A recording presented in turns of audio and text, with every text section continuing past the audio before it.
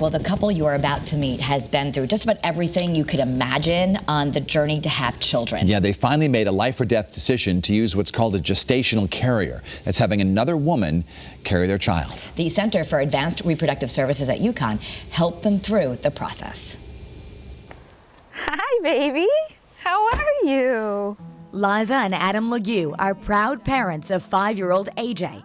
Their quest to give him a sibling led them on a search for miracles. And on the journey, they almost lost everything. Everything you see and everything you read is, you just decide and it just happens. Yeah, and that's not what happened for you guys. No, absolutely not. They learned Liza had a uterine polyp blocking her tube and endometriosis. So after trying for more than a year and a miscarriage, they came here to the Center for Advanced Reproductive Services at UConn in Farmington. Dr. Andrea DiLuigi, the lead physician here, recommended intrauterine insemination, or IUI, a process where sperm is strategically placed in the woman's uterus to increase the chance of pregnancy. It worked. Their pregnancy with AJ was picture perfect. That was amazing. Surreal. Yep. I remember laying, because you're laying strapped to a table, and hearing him cry, and I was like, that's ours. They both love being parents, from making after-school snacks to family game nights. They both wanted more children, a lot more. I have 2 sisters, and I wanted him to have a sibling. Adam has a brother, there's just a sibling bond that you have. They expected their next child to come easily, like AJ did, with help from the center. But this time, it took 3 rounds of IUI, only to end in another miscarriage. Still, they were determined to keep trying. Liza got pregnant and made it until 36 weeks before she started to feel sick. Her family rushed her to the hospital, where she passed out. I had HELLP syndrome, so I was essentially bleeding to death. Their daughter, Paige, would be stillborn.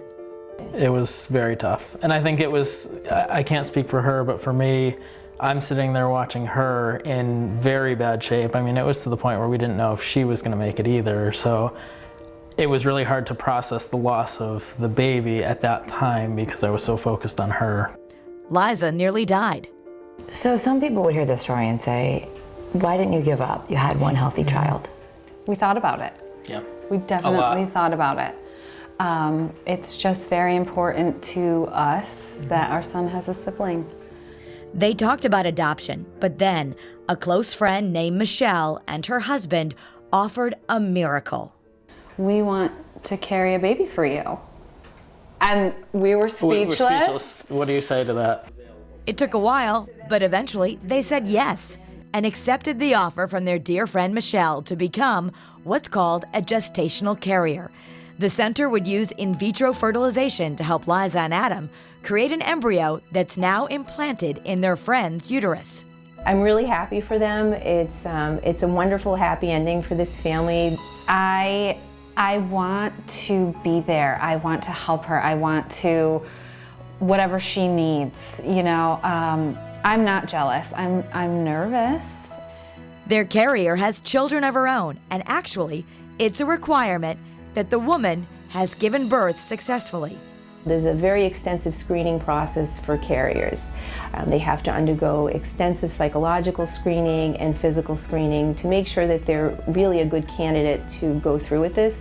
And it is a big commitment, so you really have to find the right person.